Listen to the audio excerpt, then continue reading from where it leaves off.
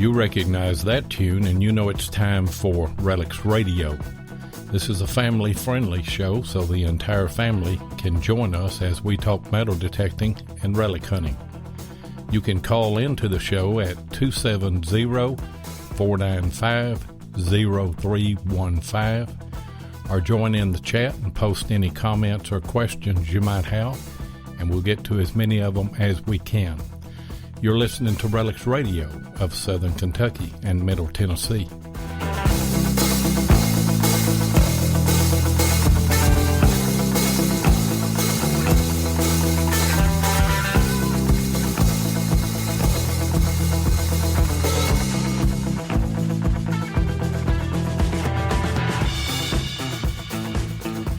And you are live on Relics Radio on Thursday night, June the 21st, 2018. I'm just like a kid in a candy store. I can't wait till Thursday night comes along and get to be with all of you guys. I tell you what, I got the greatest job in the world. And I've got a good co-host with me tonight. Not that I don't every other night, but Jeff is selling ice for the Hippie Fest. All of the rainbow people out there, I guess, somewhere in Tennessee. And I have got Mr. Heath Jones from History Seekers with me tonight. Welcome, Heath. Hey, thanks, Seven.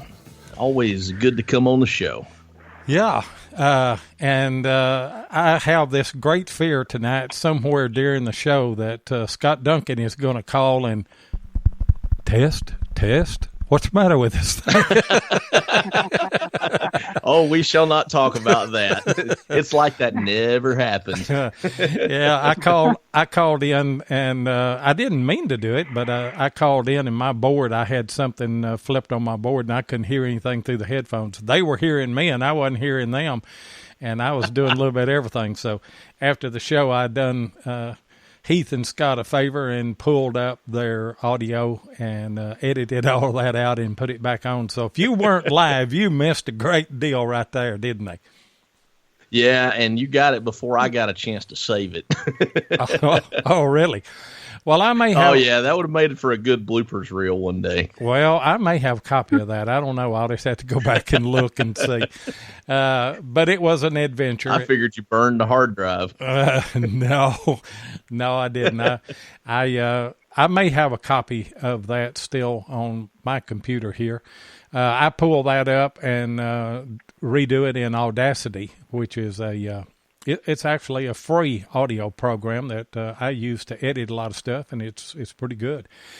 I always depend on Jeff to look through the chat and everything. We got Ohio Relic Hunter was on in right out of the door. Jason was in pretty quick there right behind him, and also Dennis and Bill Hayes. Going down the list right here, trying to see if there's anybody else new. Dave Miller. Yeah, Dave Miller. Good evening, he says. Mark Hoover, our booking agent, he is in. Woody Jones is in. Ann is in. Ken Guthrie is in. Now, Ken was involved in that debacle the other night. Yes, he was. Yes. But I can't say nothing about Ken because he's sending me one of them Wide Pride T-shirts. Even though you didn't qualify, you didn't meet the requirements for giving you honorary membership. That's what it is. And I am so ashamed to say that I got an extra large. That's as high as I could go. Well, we'll let you slide with this one, Lloyd. I told him I wanted It'd one be of our them. mascot. Yeah, I wanted one of them big shirts to cover my houseboat. And we've got about a 60-foot houseboat, so I wanted something to cover it with. Hey, Heath, we've got a great show tonight. We've got two great guests with us tonight. We've got Chris Heimsoth, and both of these are from Missouri. We got Chris Heimsoth and his wife, Becky Mackey. good people. Oh, boy. Are you kidding me? Oh, Caught that right out of the Good gate, grief. didn't he? Yes, he did. I didn't think we'd go there, but here we go. Yeah. Wait. go ahead, Becky. Tell the story. I can't. We were out detecting. I ran into this little girl who we became very fond of. And anyways, Chris, was it you that told the newspaper about her? Yeah. Nobody hears me? Yeah, he said yeah. Yeah. And Yeah. anyways- I told the newspaper. Go ahead. Yeah, he said that he had No, told. go on with it. I think This your is as phone's awkward cutting as out. the newspaper article was. Anyways, Chris has a friend who's a editor of the newspaper, or writes the newspaper, and she mistakenly put in there that I was his wife. And I knew nothing about it until somebody else had told me, and it was becoming a running joke. Hey, Chris, we set you up right there because Becky told me that story.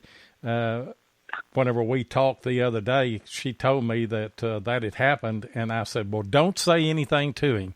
And when we open up the show and I introduce you, I'm going to say Chris Heimsoth and his wife, Becky Mackey.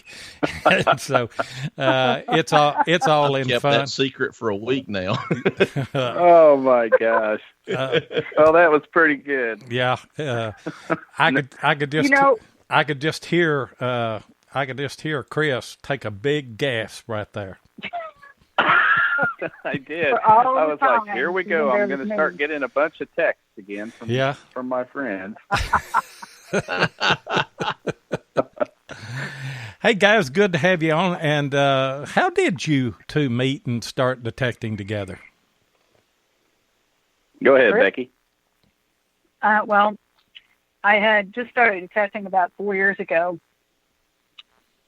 and met a gentleman and bought a detector from him, and was out detecting at a place, and Chris and some guys, or I think they're friends of his, had pulled up and met him to them, and really didn't start detecting together until about 2 years ago.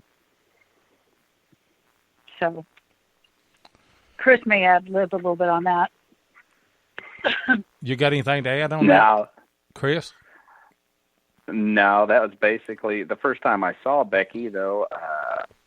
I went by this little park to hunt, and I guess someone had just told her about this site, and they pulled a lot of French triangles out of this park, 69 caliber French triangle Civil War bullets.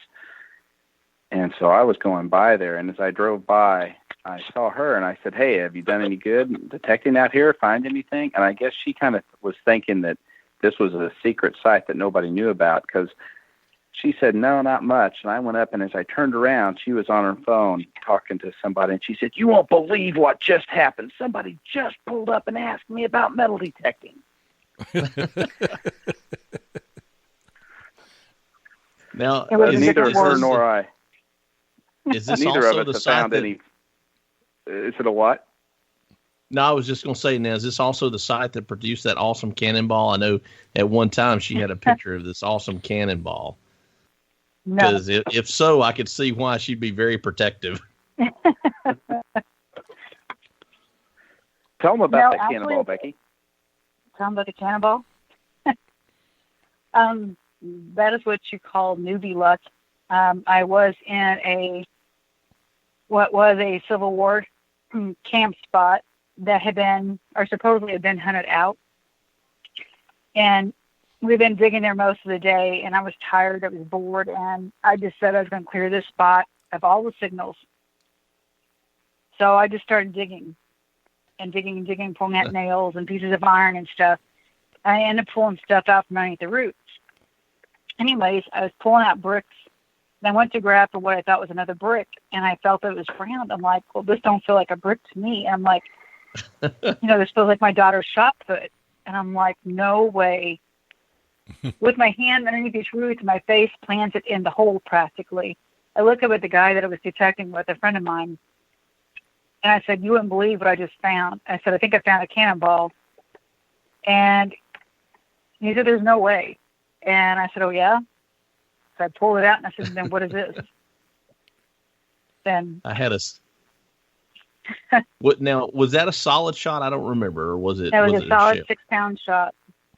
Okay. And that was the picture that you sent to me where you're holding the cannonball, right? Correct. Yeah.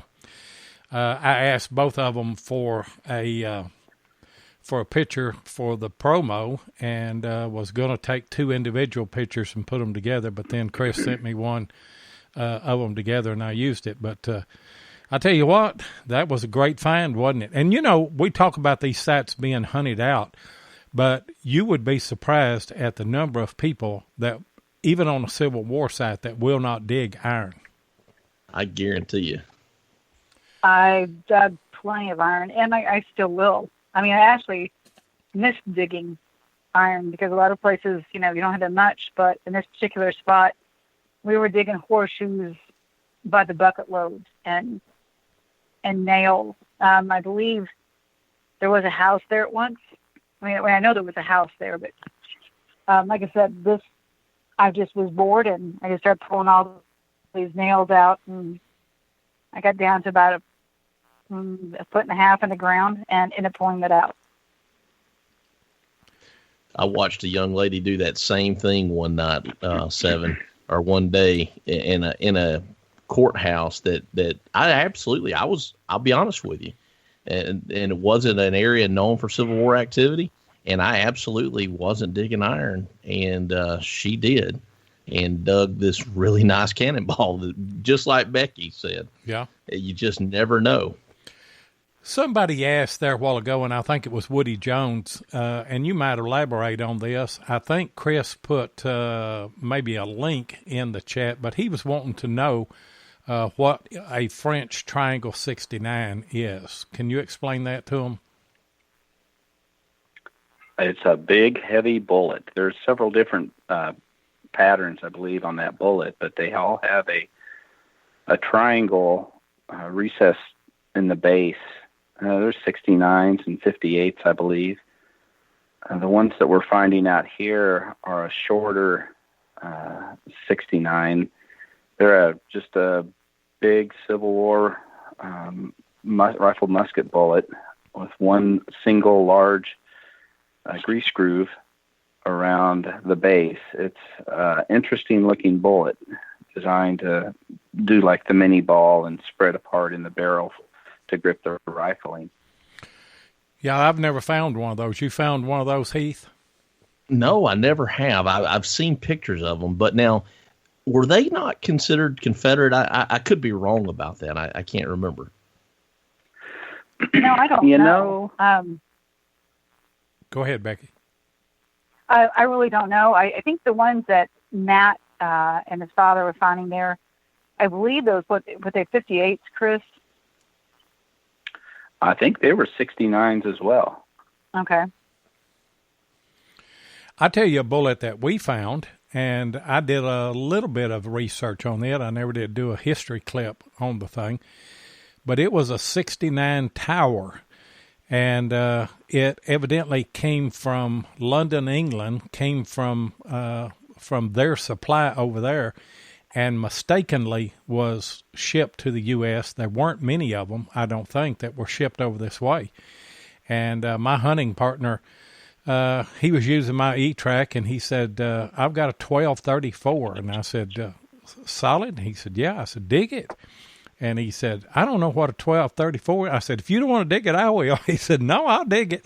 And he dug it, and it was a big old 69, but it wasn't like the 69s that we find. And so I did a little bit of research on it, and they call it a Tower. Have any of y'all ever seen those bullets? Yeah, I've never dug one. Heath, you've probably seen some down in Georgia, hadn't you?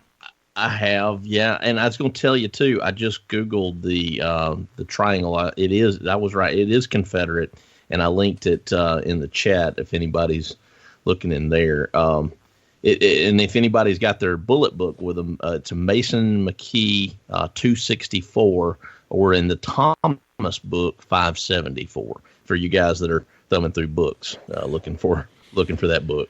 Looking for that bullet. Sorry. I've got mine here, but I probably don't need to be looking through a book right now. Well, yeah, but I'm sure there's some older guys that still have the bullet books. I've even got some. I guarantee you, there's somebody right now looking at that bullet. I've got those books, and I've also got from round ball to what were those? Rimfire. Yeah, round ball to rimfire. Yeah, I've got that whole set, and it's quite informative and everything. What kind of detectors do you guys use? I started out with an H250, went to the AT Pro, and now I've got the CTX 3030. Ah. Well, you just jumped right out of the frying pan into the fire, didn't you? Oh, yes. You know, I did the same thing. Of course, whenever I started back in '76, I had an old Whites machine and had a few Whites through the years and everything. And then, I don't know, several years back now, I guess when they first come out, I bought an Ace 250 just to get a newer machine. And then I got an AT Pro, and then I went to an E-Track, and then I went to a 3030. So I put one more step in there than you did by going with the E-Track. But all good machines, no doubt about it. They'll all find you relics. And you use a 3030, don't you, Chris? I use a 3030 and an AT Pro.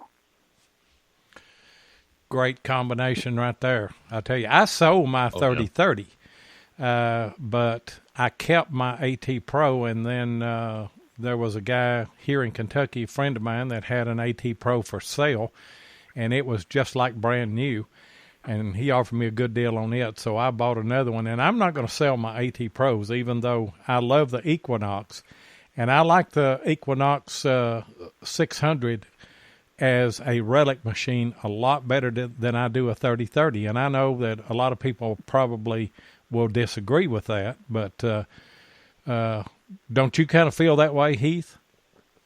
Yeah, I like it too. It feels to me, and it just could be the red clay that we dig in down here, but it feels like it's a little deeper than the 3030. Maybe it's just me. Now in the sand, I don't know if that's true or not, but I really like it. And two, it's not as heavy. When you're walking miles in the heat, it's a little more bearable. Yeah. It is light, and I'm really impressed with it. I tell you, everything that I've done with it so far, I've been impressed with it. But I have found more relics with my CTX and with my AT Pro, and I still love the AT Pro for identifying the debris field. And you guys know what I'm talking about, don't you, Chris? I just use my AT Pro on relic fields or relic sites, and I use it for surveying, looking for those debris fields like you're talking about. The 3030, I'm pretty much gone to mostly using that in house sites, and I've been using the AT Pro for relic hunting mostly here lately.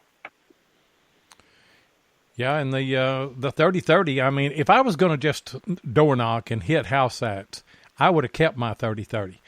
But, because you can tell, I could tell a pull tab, from a Cohen, and you don't dig a lot of junk, and I'm not going to be able to do that with Equinox. I mean, if I get in a yard that's got a lot of pull tabs, I'm going to have to dig a lot of pull tabs and everything.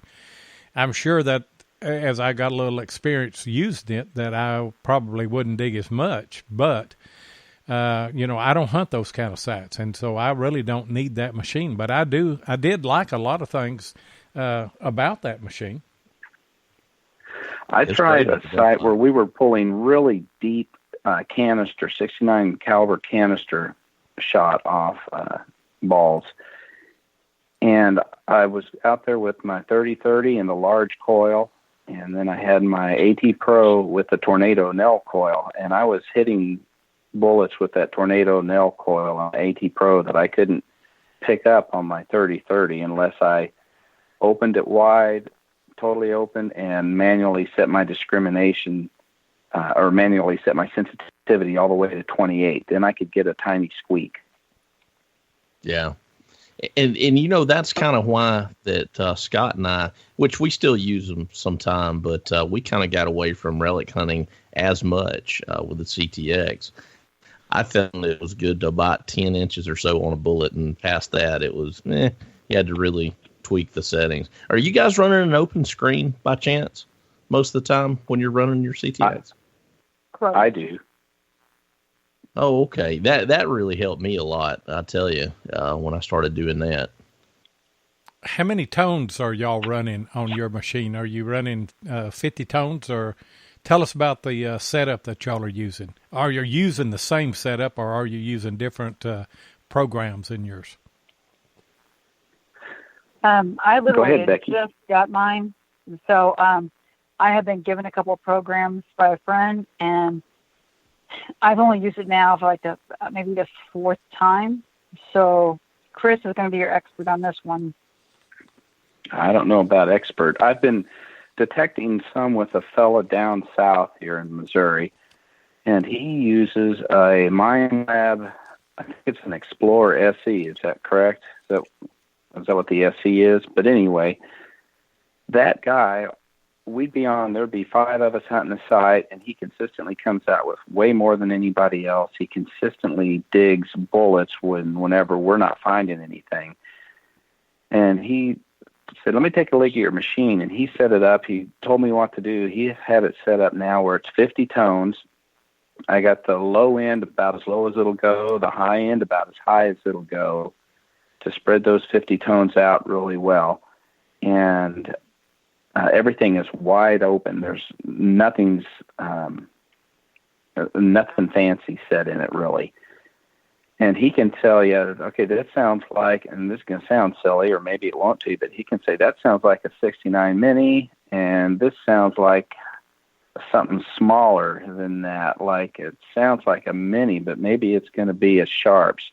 Okay, this is a round ball. This sounds like a round ball. And I don't know how often he hits those right, but and maybe that's something you guys, more experienced guys, can do. But I set my detector up the way he had it, 50 tones, wide open. I know it sounds crazy, but go ahead. Sorry, go ahead. No, I was just going to say, I know it sounds crazy but yeah, you can sometimes, especially when you get to know a good identifying machine like that CTX. Is crazy how they sound a little different, especially with that 50 tone. I was telling when we were hunting with Ken and Mark this weekend, I was telling them, if you can learn 50 tone, it sounds fluty and it's aggravating sometimes, especially if you get in trash. But if you ever learn that 50 tone, you can tell so much more detail about a target. And Loy, I'm sure you can. Did you use 50 tone some on yours?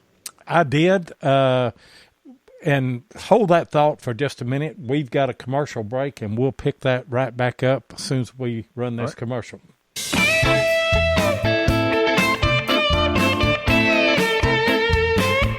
If you want to keep up with what's going on in the metal detecting world, then you need to be a subscriber to American Digger magazine. Butch and Anita Holcomb are the publishers of the magazine and have won awards for 3 straight years for being the best digger magazine on the market. American Digger magazine is available in both print and digital formats, so no matter where you live in the world, you can enjoy the latest happenings in the hobby. You can get in touch with American Digger magazine by going to americandigger.com or give them a call at 770-362-8671 and be sure and tell them that you heard it on Relics Radio. Yeah, you were talking about 50 tone. I ran mine in 50 tone and hunting the old colonial house sites and everything. And I identified just through experience, just from, 1 year there, I dug 300 flat buttons. And just from hearing that many flat buttons and the tone that I was getting on the 3030, even mixed in the iron and everything, because I ran a completely open screen, I could just hear a peep of that pitch and knew that there was a button mixed in there somewhere with it, But I'm not running 50 tone on the Equinox. I'm running 5 right now. Yeah. I may go back. That's what Scott runs too. He's running 5? Yeah, he runs 5 as well. And I don't know why that I went to 5. I think because I had got away from the 3030 and was using the AT Pro, and you've only got 3 tones on an AT Pro, and so I don't know. I think that, and I love the tones of an AT Pro. I just wish that it had a few more things with it. I wish it had multi-frequency and stuff like that, but it doesn't. What is it? It's 15 hertz, isn't it? Yeah, it is 15 and single frequency. Yeah. But it's a great machine. There's no doubt about it. And like I say, I'm not gonna sell mine. Yeah. But yeah, you say that y'all run an open screen and you're able to hear the iron and everything. Chris, are you able to dig what I call good iron? And whenever I say good iron, I'm talking about, like, and a lot of people will think that I'm crazy, but I consider a horseshoe being good iron. I consider anything but a square nail, being good iron. Are you able to tell the difference on plates? Do what? Yeah, like lock plates and right. Gun tools, things like that, Are you able to tell that on your machine consistently? Not yet. Not on the 3030, but on the AT Pro, I can tell a horseshoe. And on the 3030, I'm pretty good at digging big pieces of flat iron. I can tell you that. But on the AT Pro, I can tell a horseshoe. That's about it. And I'm pretty good at digging nails now with the 3030. See, that was access. Yeah, that was my problem with the 3030. I couldn't dig the good iron like I could with the AT Pro. And what's the deal with that, Heath? Well, I think, and I've had this conversation with a lot of folks, that machine's made not to dig trash. And most people, other than us relic hunters, we're kind of a different breed. It's made to kind of get rid of some of that stuff.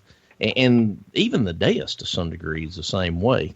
And I think that's a lot of what it is, because it'll tell you that it's ferrous, and it'll skip around and be a big block in the ferrous side, but it tends to be hard to tell if it's that flat iron or just like a spike or a railroad spike or something like that. Does that make sense?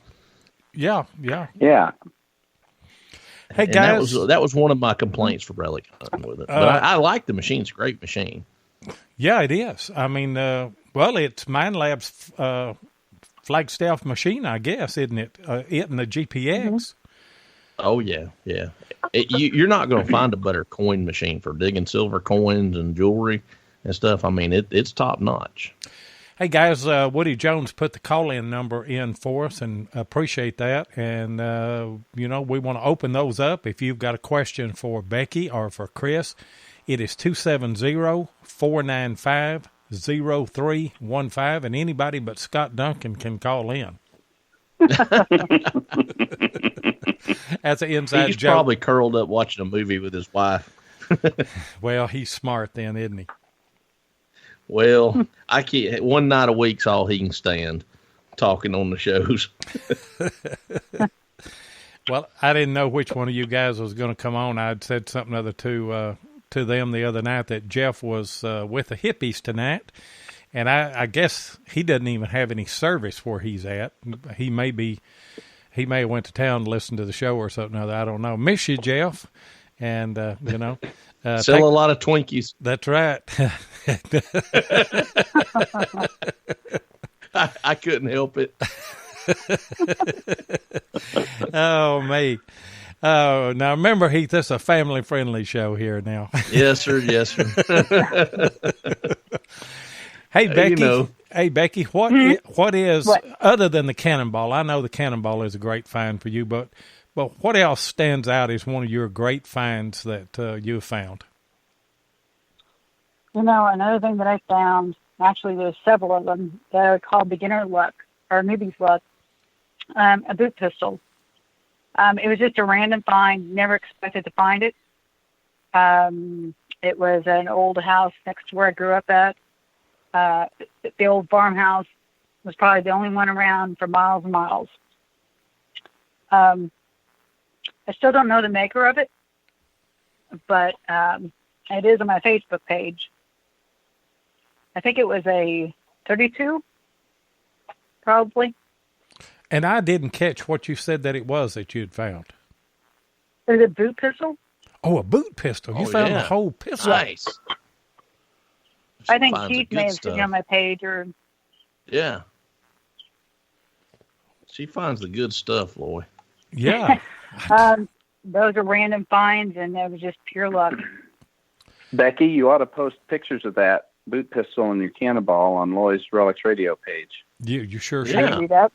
And on History Seekers, too. Yeah, absolutely. Yeah, I put both those on there. What about were you able to check and see if it was still loaded? That's what I always like to know about those pistols. Oh, man. That's still a cool find, I'll tell you. Being inexperienced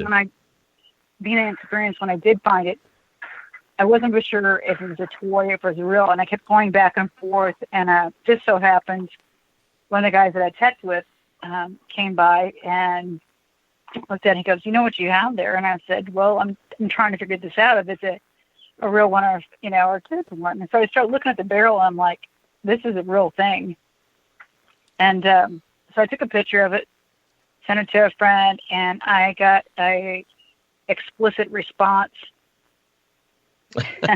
of like, "I don't want to talk to you again. I'm done detecting with you." Family friendly. Yeah. Yes, family friendly. Wow. A real gun. I mean, that's on my bucket list, and I guess it's something that anybody could find. But imagine a boot pistol. A Civil War era gun. That's awesome. It is. Somebody was stating that it may have been made prior to the Civil War. Now, I don't know. I never did get an answer. So maybe if I post it to your page, somebody will have an answer. Did you do any electrolysis on it? A friend of mine helped me out with it, but I'm going to have to redo it. It is trying to rust a little bit again.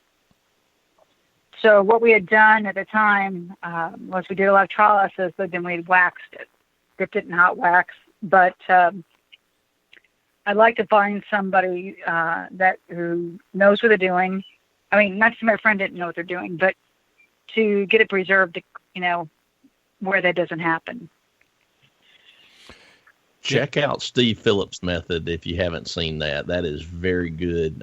That's on YouTube. I was at his house, and the very same thing. He had a very rare shell that years ago he had paraffined, and what happens is that stuff's still decaying underneath, and that's one of the issues. He's been using Gimplers some. Yep, I was going to say, yeah. Yeah, Scott Duncan has kind of taken it one step further, where after he does electrolysis, Loy, he's been putting it in the oven to get all the moisture out, trying to really dry it out to get rid of all of that that moisture that might be still lingering in the metal, and then doing the Gimplers and stuff on it. Now, what we had done was we did the electrolysis to it. Once that was done, I believe that he had boiled it, put it in the oven, and then dipped it in wax. I believe is how it was done.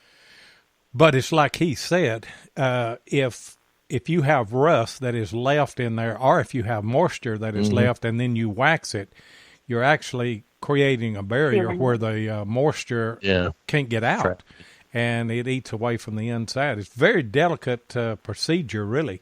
And, I I knew I couldn't remember the guy's name, but I knew that that there was somebody that you knew that did a good job on restoration on those type things. Wow. Yeah. A boot pistol. You know, but the paraffin thing, that was the way to go for years and years. I mean, probably 30 or 40 years. That's how people have been doing it.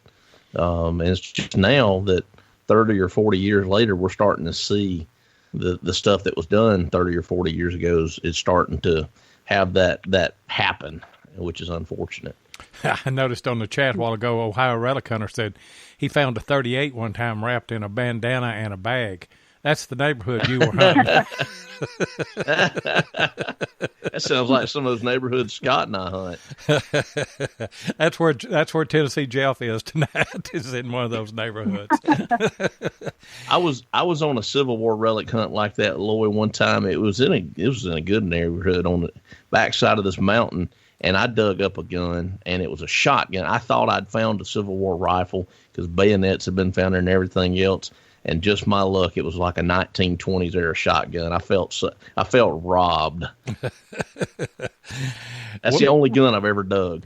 We were chasing a guy one night, law enforcement, and he was in front of us and approaching the Tennessee line. And before he got to the Tennessee line, something came out the window, and you could tell that it was a gun, that he had thrown a rifle or a shotgun out the window. And it was in a harvested cornfield, and that thing was sticking with the barrel in the ground straight up. Of course, we stopped and got the gun. Wow. It was a Remington 870, and so we let him go. We didn't chase him no more.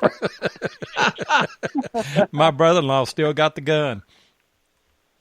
Wow. Paid his dues, huh? Yeah. That worked out good for both of us there. How about you, Chris? What are your great finds? Nothing like that. Me either. That's a hard act to follow. Come I had a neat find. One of my first ones was I had called a fellow to ask permission to hunt his farm, and he said, "Well, I don't know." And we got to talking for a while, and he said, "If you want to find gold, come look in my backyard." I said, "What do you mean?" He said, "In 1978, I was planting saplings, and when I went to the house and washed the dirt off my hands, my wedding ring was gone, and we never did find it." I said, "Well, I'll come look for that, you know." So I went over there and looked one day in the fall for a couple hours and didn't find it. And went back in the spring, called him, and he said, "You want to come look for that again?" And I said, "Well, I'd like to, unless you don't want me to." And he's like, "No, come on over." And I went over in about 45 minutes, and he'd go around with me with a pitchfork, and he'd pop the dirt. The saplings had all died. They were gone. He knew it was roughly in this area, probably 100 yards long by about 25 yards wide. And anyway, popped a clod, and there it was. And his wife cried, and he couldn't believe it. And his kids were grown, but they were there, and they couldn't believe it. They send me a Christmas card every year. He said, "You can hunt my farm anytime you want." That's a great story. You know, I have actually got a lot of permissions like that just by going out looking for lost rings and stuff. It was a nice deal. The other things that I would say were like, I've dug a couple Missouri State Guard buttons, which was the Missouri troops that fought for the Confederate side under Sterling Price. They were formed in, I think, 1861 and disbanded in 1862. And they had the Missouri State seal on the buttons. And I dug a cuff button like that and a coat button. So that was pretty cool. Oldest coin was an 1807 cap bust $1. Anyway, stuff like that. Man, that's pretty cool. So tell us, without giving any secrets away, I mean, I don't want you to give your spots up or anything like that, but tell us about y'all's research. What do you guys do to research or that sort of thing to find some of these awesome items like boot pistols? Well, no, to be honest, I am just now starting to do research. My finds have been random. You know, I've been with people that places were hunted out, so I go to places that are hunted out, and I look at those. the boot pistol. I was digging at the farmhouse next to where I grew up as a kid, and it was just a random find. Okay. Chris is your expert when it comes to doing research. I don't know about that either. Somebody stays up all night. I know do that. Feeling. I don't watch TV. I mostly just read Civil War diaries and journals and things in the evening. And I've got a subscription to newspapers.com. I'll put in a strange search term or something, or anything like that, and I'll try to find sites that way. People, found a couple newspaper articles that talk about so-and-so found a cannonball in their yard, and this would be 1938 or something, and they brought it down to City Hall. Things like that.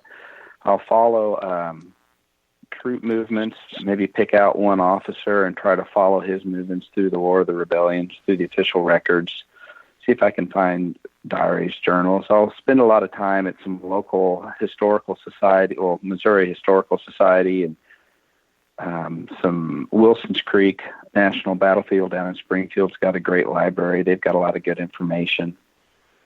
I use a program called CalTopo. I like it a lot as far as overlays for topographical maps, aerial photos. I use historic aerials to look back on older house sites, see if I can find any trench work lines or anything like that on some particular sites. I am plat maps all the time, using plat maps, old maps, researching stuff like that, drawing, soldier art. I just now, Heath, thank you for your, first thank you, Loy, for mentioning Heath's video. Thank you, Heath, for putting the video out. Absolutely. But you've really messed me up, man. I sat here last night for about 3 or 4 hours on Maprika doing township maps, and each township I'm putting like 40 to 50 marker points in it. Maybe not that many, 30 to 50 marker points on each township map. It's taken me a while, and I've only gotten through 4 township maps so far in one county. And, on those things, there's hundreds of sites. You'll never hunt them all out if you're looking for old house sites. Oh, yeah. Let me tell you, I'll save you some time. The cap's around 420 or 430, if I remember correctly. I found that. Wait a minute. What do you mean? What cap? The points, like, you can only put, like, I think the current cap's somewhere around 420 or 430. I found that out the hard way. Oh, you've put that for many one reference. map, you mean? Yes, I have. You've put that I many am reference. somewhat of, yes, I'm somewhat of the perfectionist. How big was that map? And it was a county size map. So I mean, to be fair, okay, but you could drop a smart bomb with that map. I tell you, It's amazing. If this was Christmas, you couldn't have gotten me anything better. I'm really excited about it. It's awesome. Now I know. missed out on this. Hello? What was his on? Hello? Hello? Now, I don't think this thing's working. Is this thing on? Oh my goodness. Chris and Becky don't know what's going on, but Scott Duncan just called in and paid me back for Tuesday night. What's going on, brother? How's it going, man? Well, it was going pretty good. Everybody? It was going pretty good till you called, and I put on there that anybody could call but you. Well, a little birdie told me to call. Heath was turning my phone to the ground saying, man, you got to call in and do this. Oh. Sorry. You weren't supposed to give me up, buddy. I was hoping for that. I'm going to dig a barber out from under him next weekend. Yeah, I was hoping. Well, you do all the time anyway. I was hoping that you would do that because and I told Heath, since I've ran y'all's show 2 or 3 times, probably more than Heath has over the last month. I've got all of your login stuff. There's probably truth to that. Yeah, and I pull that audio off and edited all of that out, and it is seamless. You remember he said he like said it never happened to Ken. He said, so what got you guys into thinking about making T-shirts? And then all that debacle happened, and then eventually Ken comes in and says, well, I cut everything out. What got you into thinking about making T-shirts? And Ken says, well, and I think you people don't know what went between the king before the whale there, Break. Oh, you cut out all the personality. That's awful. Yeah, that is. That's personality. Well, I remember something that you said a few weeks ago when we were having some technical difficulties on Skype. You said this is going to be on iHeartRadio, so. And it is, so we want to try to look professional, but I may still have a copy of that. I'll send it to you. Well, the good news is that the iHeartRadio people, if they ever did an audit, they're never making it that far into the show after we're talking about metal detecting. So that's true. They're listening for about 5 minutes yawning. and going, yeah, that sounds all right. While you're on, I want to ask Becky and Chris, either one of y'all ever found a barber? Mm-hmm. Yes. Yeah, See? I found a barber half this year. See how easy Of that course. is? Of Barber course they dime and found barber barbers. quarters. Was that They probably just have extras laying around everywhere they found. that was probably Yeah, probably so. Becky? That was probably one of your first finds, wasn't it? As a metal detectorist, was a barber. No, it wasn't. It wasn't until I was up in Connecticut. Oh, okay. Well, look, just because you have a different set of listeners and also these guests do not know the story, I have found everything but a barber. So, Yeah. I mean, I found cat bus, I found cat bus half dimes, I found seated and everything else, and I've never found a barber. So, Well, It's funny how one thing will elude someone for so long. Mm-hmm. and And then your buddy digs it all the time. Yep. and leaves one on the dashboard as a kind of a spoiler too. Yeah, that might have happened. Hey guys, we're going. hey, Y'all hold on it's just a safe minute. now to say, Go ahead. yeah, go ahead. Oh, I was going to say, is Barb listening? Does she listen to your show as well? No. Yeah, Sometimes. she does. Oh, well, then maybe I shouldn't talk about how we used it to stop the rattling on your radio, Heath. by wedging it in there. Yeah, before you melted it down. Yeah.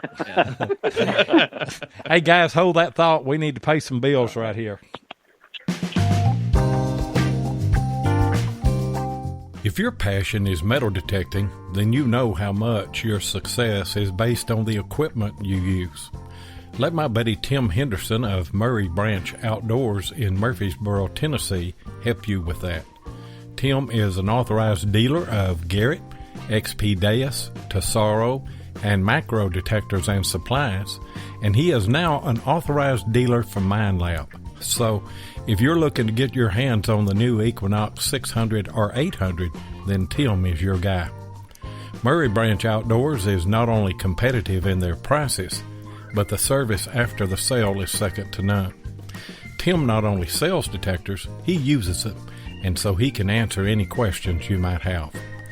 Murray Branch Outdoors also deals in used detectors, and he'll take your old detector in on trade when you decide to upgrade. So give Tim of Murray Branch Outdoors a call at 615-948-4611 and be sure and tell him Relics Radio sent you. All in jest there, Scott. And I've told our listeners have heard, but I've got a old fairgrounds here that I found. I have no idea how many barbers that I have found on that place. And I actually quit hunting that place because I got into some Civil War stuff. And there's a great big area of that I have not even run a coil over. And I'm saving that for you when you come up here to Kentucky. But I want you to do something for me because as hard as I've hunted Civil War sites, I have never found a U.S. plate. So you put me on a spot down there for a plate, I'll put you on a spot that you should find a barber. Well, we certainly put somebody else on the spot for a plate, didn't we, Heath? Yes, we did. He'd never dug a bullet before, and we took him to our spot, that our we called it our newbie relic hunting spot, and he dug a plate and a sword scabbard. Hey guys, with a CTX 3030 too, by the way. It was deep too. It was deep. Yeah, so I think he got that before he got the bullet. He did. The guy had dug a U.S. plate and a Confederate sword scabbard before he dug a Civil War bullet. Now that's Becky's luck right there, isn't it? Yeah, that's right.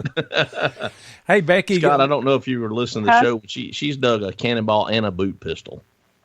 Yeah, I caught that part. Yeah. Yeah. Okay. Yeah, she burning it up. Got all that newbie luck and everything. Welcome to the boot pistol club.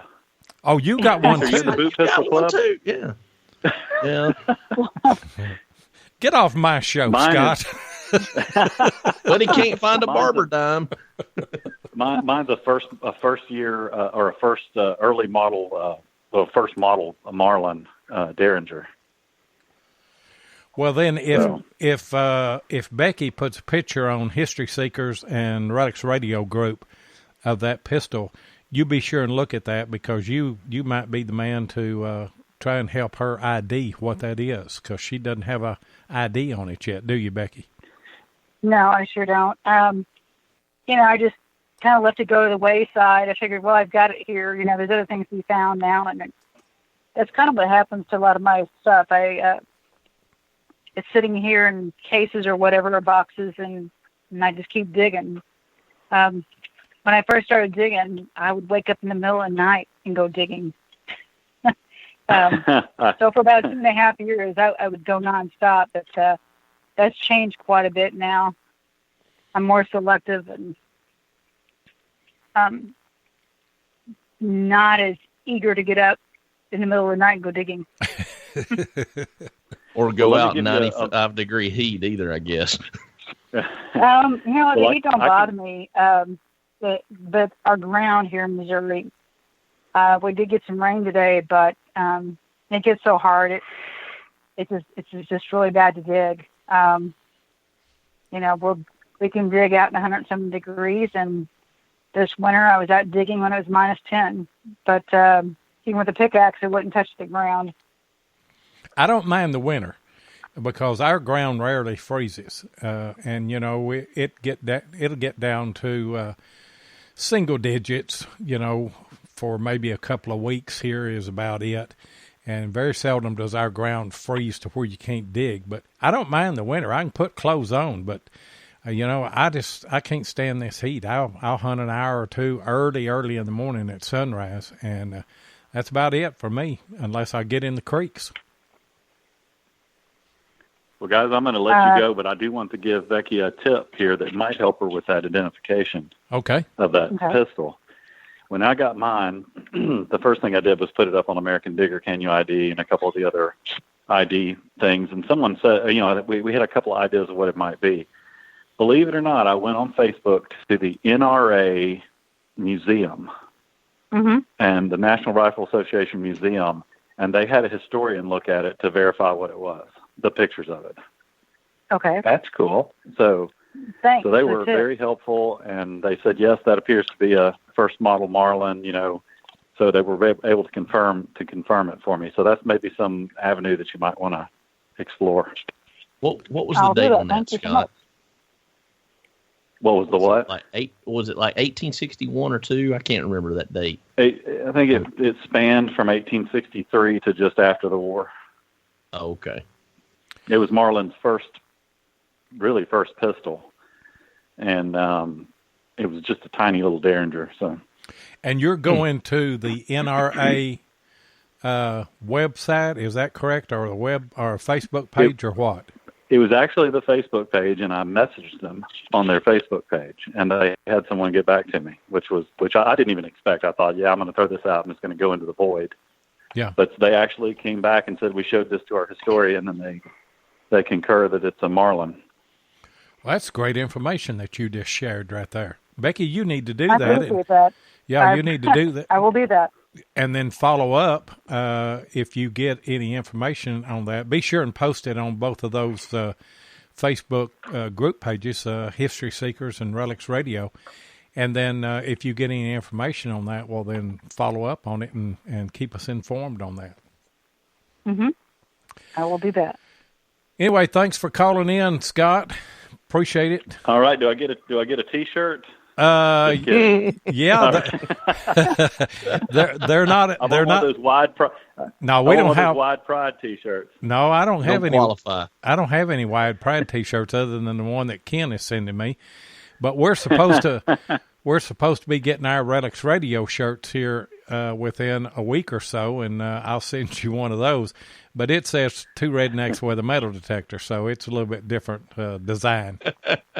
Well, it applies to Heath and I too. Okay, yeah, we qualify for that. Yeah, there's a lot of people. There's a lot of people that can wear our shirts that can't wear Heath's and Butch's. That's true. Yeah. All right, guys. Y'all all have a good night. Okay, I'll edit your part out, and we'll catch you on the other side then. Matt says it needs to say barberless in Alabama. It says what? Barberless in Alabama. Oh, barberless in nice. Alabama. Matt Purdue, you can thank him for that. Oh, Ken, are you listening? Ken, are you listening? If you are listening, me and Heath will personally fund that shirt if you will make it and send it to Scott. Absolutely. I guess I shouldn't have asked for a free T-shirt. That's what you get. Beggars can't be choosers. No. All right, guys. Take care. All right. See you, brother.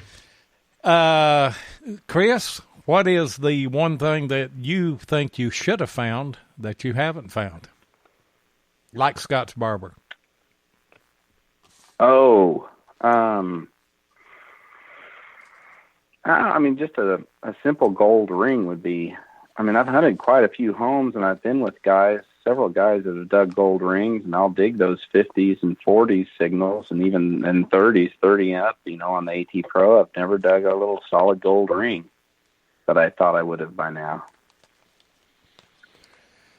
Well, I dug several of those with a 30-30, and they would come in in fact, I dug two in one day, and both of those came in at 12-10. They were 10K rings. Yep. They were Chow's gold rings, but I dug two of those. They came in at 12-10. I'm pretty sure. So I'm wrong, Loy. I have dug a gold ring. Forget that. I just now realized I did dig one little gold ring and gave it to the farmer's wife, and I dug it, and like 5 minutes later she was there, and I just gave it to her. So I'd forgotten about that. So I have dug that. So let's go for a 20-cent piece. I'd like to dig a 20-cent piece. Can you make that happen? I can't because I haven't done it. You got one of those, Heath? No. I don't either. Never have. I didn't even know they made a 20-cent piece. I've got some trime. I've got one trime. I got the silver trime. Yeah, I've got a silver trime. Most of my weird coins are 1800 stuff because I just don't dig a lot of. Well, I mean, I dig some, but not a lot of post 1800 homes. What about you, Becky? What do you think that you should have found that you haven't found yet? As a running joke, the cannon that my cannonball came from. That's going to be a deep hole. That was a running joke for quite some time. Within a matter of several weeks, I had found something significant each week, and that was on my list. But it didn't happen. Well, realistically, though, what do you think you should have found that you haven't? I would have to say probably a gold ring. I've been up in Massachusetts and Rhode Island a little bit detecting. And, timing the tides and the weather and, the beaches being sanded in, that's the one thing that I have yet to find.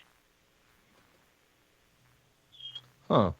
Now, Lois, she mentioned something that has really struck a chord with me. talking about going up to the Northeast. Tell us a little more about that, because I have really got this bug for the Northeast since I went up there. It's all I can think about now, digging those 1700s coins. Tell us about some of that. Well, I see Swansea's in the room here. Oh, yeah. Honestly, I've dug a few coins up there, but I was up there not too long ago and dug a 1861 Canadian, I think it's a large cent. That's the oldest that I've dug so far.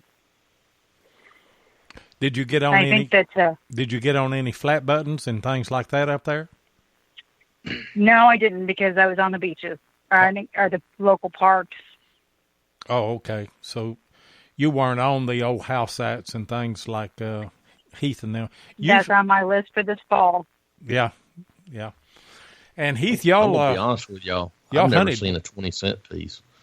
I was looking it up. I'd never seen one before. I haven't. Is either. it a large cent or a? The 20. Somebody had mentioned the 20-cent pieces, and I was just sitting here Googling it. Sorry, I'm a little behind. I'd never seen one. I'm going to be honest with you guys. I know it sounds noobish, but I'd never. 1875, 1878. All of our folks down here were dirt poor by the end of the Civil War. I guess that's why. And I'm going to share something with y'all that came up on our show last week that I think Madison, Maine put in, was that the reason that we don't have too many large cents down here in the South or any of those old colonial coppers is that the banks in the South would not recognize the coppers as legal tender. They had to have silver. And I was not aware of that. Huh. Well, that may, because I found a lot more silver coins like from the 1800s than I ever have. I've only found 2 large cents in Alabama, and then I had to go up north. It was actually with Brandon, Swansea Searcher, where I found my 3rd ever large cent. I was 30 years finding a large cent, and finally found one 2 years ago, and now I've got 4. But I've got a whole lot more of the colonial silver, the reals. I don't know how many reals I've got, but they're a common find at these old sites that we hunt. Both cut and... I don't have one of those either. You don't have any reals? No, never dug one. Chris, you or Becky, the one dug a real? I haven't. I haven't either. I watched a buddy dig a 1776 real, but I've not dug one yet. Huh. That's on my bucket list still. Maybe one day. I guess we're going to have to come up and visit Lois so Scott can get his barber and I can get a real. I think we should do that too. Sounds like a plan, right, guys? Yeah, sounds like a plan to me. Hey, before the show, y'all were talking about in the Missouri River, some of the old steamboats that have been raised there. Tell us a little bit about that. Well, there was the Steamboat Arabia. You can look that up, Google it too. If anybody gets to Kansas City, they ought to check out the museum. They dug that steamboat up. I don't know how long ago. Anyway, it sunk in, I think, 1856. It was if I remember right, it was 45 feet below a cornfield, about a quarter of a mile or half a mile from the river. And it was fully loaded. They said it's like a Walmart store on a boat. It was fully loaded heading upstream when it hit a submerged tree and sank. And they've been pulling stuff out of it for years and preserving it. They pull a jar of pickles out and they open it up, and one of the guys takes a bite of one of the pickles from 1856. They tell a neat story that there was only one casualty on the steamship, and it was an old mule. And the man one of the men claimed that he tried to get his mule off the boat. It wouldn't. It was just stubborn, and it would not come off the boat. They couldn't get it off the boat, and so he just left it. when they excavated this boat, they found the mule with a chain around its neck and chained to a post on the steamboat. So the guy had lied about trying to get his mule off of there. He just left it. Oh, no. It is something really to see. I did this in museum, and, normally when you find stuff from a shipwreck or boat wreck or whatever, it's there's nothing left. But everything that they found was like brand new, from leather to glass work to dishes to wood. They actually had the window panes from the boat in the windows in the museum. So everything is just brand new. Everything from hardware to locks to guns to whatever, clothing. Everything is like brand new because the oxygen did not get to it. Yeah, it's just like that, like a Walmart store. And they're digging a second one now in Malta Bend, Missouri, called the Malta. And that little town there is called Malta Bend because the steamboat Malta sank on that bend of the river. And they're digging that one now. Heath, it sounds like we need to go to Kansas City and go to that museum. I have. Very interesting. I have been. I've been to some of those museums up there. Now, I'm sorry, it wasn't that one. I don't think there's a Civil War museum just to the east of, to the west of Kansas City, going towards Topeka. Becky, do you remember which museum? And they've got a train. I just remember they've got a train in there. I know they've got a lot of stuff. Is that the museum or is it a different one? I have not been to that one. I've been to the World War I museum. Mm-hmm. They're in Kansas City, but the one you're talking about, I have not been to. Oh, okay. And I didn't know if it was that one or not, but it was really cool. There's a lot of cool stuff in there. Used to go out to Kansas City from time to time. I tell you what, it sounds like a real place to go and visit. Oh, yeah. Just Google it, and you can see some pretty interesting photos, and I'm sure there's some YouTube videos out there to show how amazing the stuff is that came out of there. And stuff that we dig now. We live on the Cumberland River here, and steamboats, they came from here and went all the way to the Mississippi River and came up from the Mississippi River, but especially from Nashville to here, and delivered a lot of goods and everything. And a few of the places that we hunt were steamboat stops where the captain and some of the upper echelon of the crew, would stay in the houses and things. And we found a few things like that. But I don't know of any of those. I guess I need to do a little bit of research if any of those ever sank in the Cumberland. But, it's not that deep. So I guess if they did. You should. Yeah, you should look that up. It would be interesting. I do a lot of water hunting. And that's one thing that's pretty sad about the Missouri River here is that it's been so channelized and changed by the Corps of Engineers. I don't know that you're going to really find anything. I'm sure there's some stuff that washes out, but it's nothing like the river used to be at all, of course. And things are half a mile now away from where it used to be. But you can't hunt the river like you can these smaller rivers and streams around here with bedrock on the bottom and dig out bullets and boot pistols and cannonballs or whatever. Now, do y'all do a lot of water hunting in the summertime? I do. Yeah. I actually just went my first time here about a month ago with Chris. Takes a lot of coordination. It does, and you have to, if you're very deep, and I'm talking, maybe 4 foot, you got to have some weight to hold you down to where that you can extract a target. I've tried it, to try and go down, and it is a job. And then you've got your detector and your pinpointer, and it takes a lot of coordination to water hunt. Now, he's worried about snakes. And now leeches after the last show. Yeah. I've never had a problem with a snake, and I've never had a problem with a leech. But, I guess it's first time for everything. But that's the way to go in the summertime when it's hot.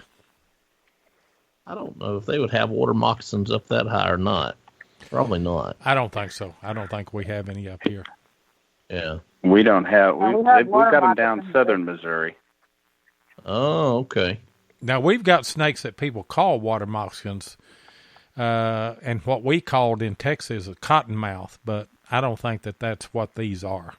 I think they're just water snakes. I was in the creek the other day, and there was a snake skin washed past me where it had shed its skin, and Heath was the first person that I thought about. If I'd had my phone, I'd just recorded it coming down. But I hate snakes, guys. Y'all just don't know. Well, I don't want one in bed with me, but I'm not all that afraid of them. Hey, guys, tell us about some of the folks that y'all have the pleasure of hunting with. I know you hunt with Jeff Ford and Mike Clutter and some of those guys. Tell us about them. Chris? Henry, Jeff Henry, Mike really nice. Jeff is Henry, and Jeff is, I tell you, that guy, he stepped on a nail the other day and drove it up into a heel of his foot. Ouch. And yeah, but he's like that as far as he can. I think his body just seeks out metal. He doesn't even know it, and he's seeking out metal. That guy, Mike just posted on there that he dug 2 barbers today. Did you see that? No, I didn't. Jeff dug 2 barbers. I didn't see that. I don't know. I brought him. He's a hunting machine. Go ahead. He's a what? He's a hunting machine. You're not kidding. I mean, he is I don't get it. He is a hunting machine. I've hunted with him at DIV twice, and then had him and Wes come to Tennessee. Came over here and hunted with me and Tennessee Jeff, and I mean, he burnt us alive on a Civil War camp that had been hunted quite a bit. I think he found, he said it was his best bullet day ever. I think he found somewhere around 20 bullets on a hunted out camp. Isn't that frustrating? Hunted out.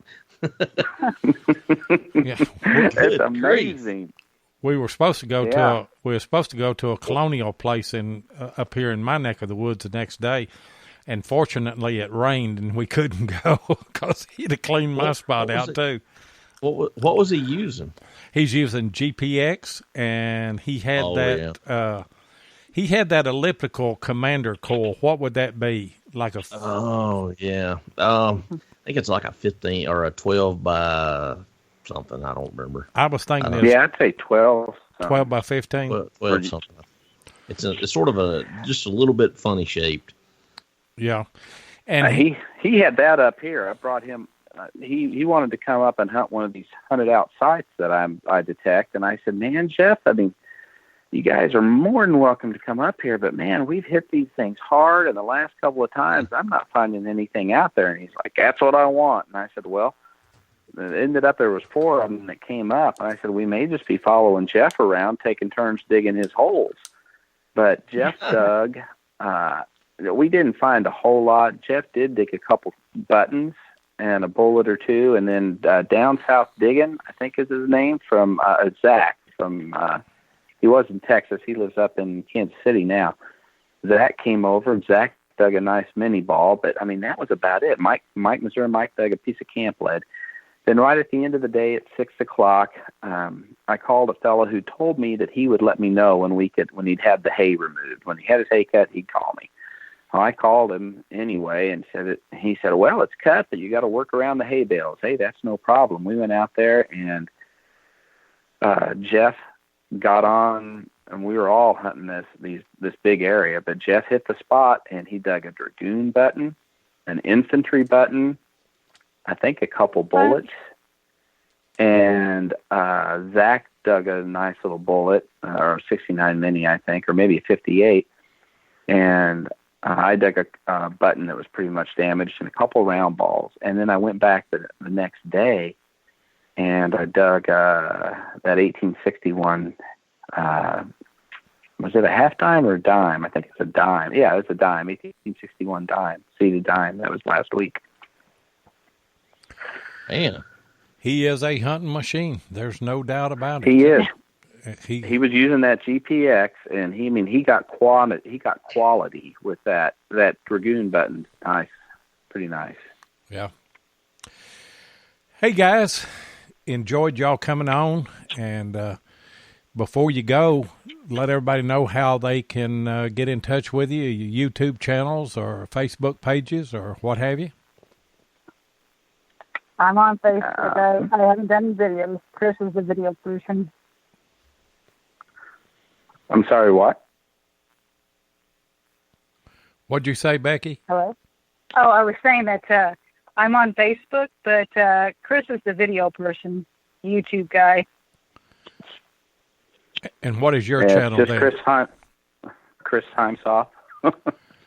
it's just Chris Heimsoth. I'll put a link in there. Okay. Here you go. My chat is locked up, so I hadn't been able to see the chat forever.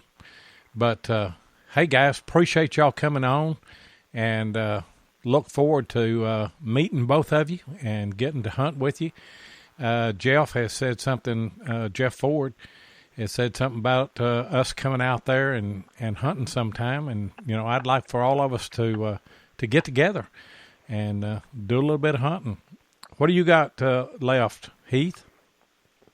Oh, nothing, man. I just appreciate you having me on. And, guys, if you never listen to History Seekers, give us a chance over on Spreaker Network. You can find us by typing in History Seekers. We're also on iHeartRadio if you want to listen to the recorded version. Man, I just appreciate you coming on. Good to talk to Becky. It's been a while. And thank Chris for coming on, too. And go ahead and guys. Go ahead, Heath, and plug your job so you can make a little money tonight. Well, yeah. Of course, Tim's a great guy, but if you guys want to, if you're in the market for a metal detector, I do sell them as well. You can find out more about me at treasuremtndetectors.com. And under the staff profile, just search or just click on my name, Heath Jones, and you can read all about me. You can always give me a call at 256-463-9308 and tell me you heard about me on Relics Radio or History Seekers. Always love to talk to listeners of the show. Yeah, and you'll get a special deal if you do that. Oh, yeah. Yeah, we do some special deals. Get a special deal. Maybe throw in a Wide Pride T-shirt or two rednecks. If I had some extras. Yeah, two rednecks with a metal detector. We're going to have all of that. And, hey, guys, let me plug something else that we have in the works, and that is July the 28th, American Digger Magazine, which we both are sponsors for both of our shows. They're going to have a relic show in Chattanooga, Tennessee on July the 28th. That's a Saturday and 29th. And we have plans of setting up there and doing live shows for American Digger Magazine, Relic Roundup, also for History Seekers and Relics Radio on the 28th during the day sometime on Saturday. Yeah. Those will all be special shows. So, and hopefully we'll all have our T-shirts done then and have those on site, and you'll be able to pick those up. And if you guys will hang on the line, I'll go ahead and close the show out and chat with you just a little bit after I do that.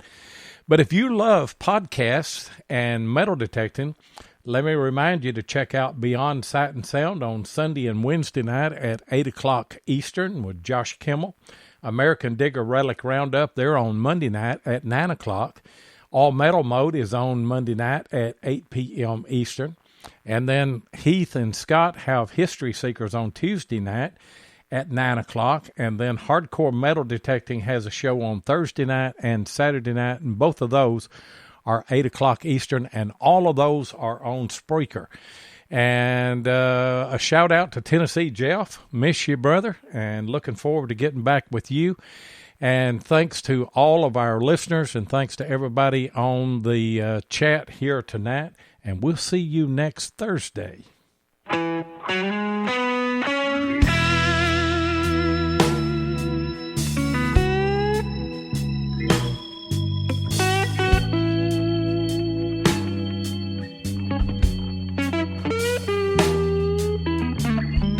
Thank you so much for joining us tonight on Relics Radio. We really do appreciate it. Be sure and join us live each Thursday night at 7 o'clock Central Time, 8 o'clock Eastern here on Spreaker. Or you can catch the archive show at Relics Radio on Spreaker, iHeartRadio, or iTunes. Please take a minute and hit the like button and be sure and follow us so that you'll get notifications of all of our upcoming broadcasts. You can also find us on YouTube at Digging with Seven or Tennessee Jeff, or you can check us out on our Relics Radio Facebook page. If you'd like to get in touch with us, then send an email to diggingwith7@gmail.com. We'd love to hear from you. We hope you'll join us next Thursday night, and until then, get out there and dig some history.